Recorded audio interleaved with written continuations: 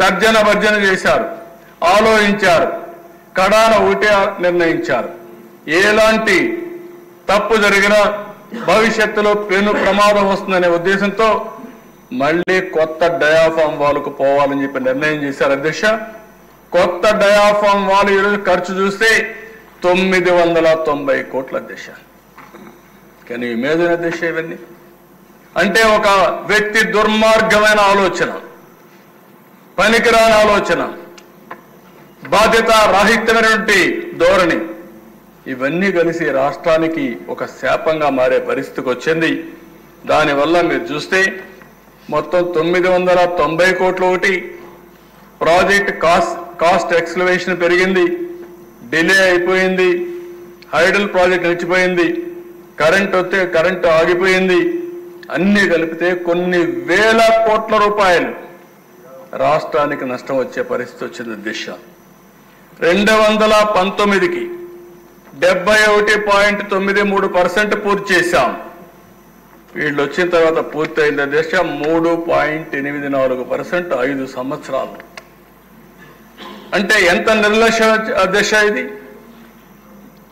ఒక మంత్రి అంటాడు, ఇదే హౌస్లో మేము చూసాం,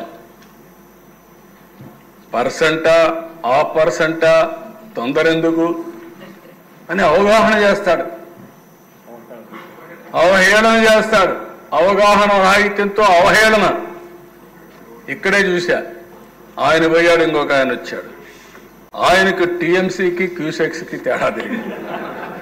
ఆయన ఒక మంత్రి, నేర్చుకోవాలని ధ్యాస లేదు. సరే అవన్నీ నేను మాట్లాడకూడదు, మా సభ్యులు అయితే మాట్లాడుతున్నారు కానీ ఆయన నేను మాట్లాడకూడదు.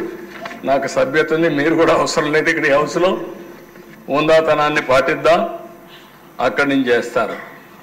కడాన దిశ 16,493 కోట్ల రూపాయలు ఆ రోజు ఖర్చు పెడితే వీళ్ళు వచ్చిన తర్వాత 4,900 కోట్లు ఖర్చు పెట్టారు.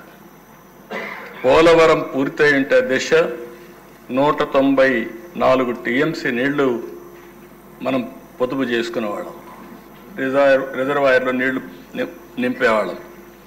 దీనివల్ల దిశ ఫ్లడ్ వాటర్ కూడా మనకి ఎక్కువ ఫ్లడ్ వాటర్ని డైవర్ట్ చేసుకునేవాళ్ళం. ఈరోజు ఫ్లడ్ సీజన్లో దగ్గర కృష్ణా డెల్టాకే 100 టీఎంసీ నీళ్లు, రేపు రాబోయే రోజుల్లో ఇంకా ఎక్కువ నీళ్లు తీసుకొచ్చి Krishna delta, eastern delta, western delta రెండు కూడా ఇదవుతుంది. ఇంకో పక్కన ఏదైతే నాగార్జున రైట్ మెయిన్ కెనాల్ వరకు తీసుకుపోతే అక్కడ 150 టీఎంసీ నీళ్లు వాడుకునే పరిస్థితి వస్తుంది.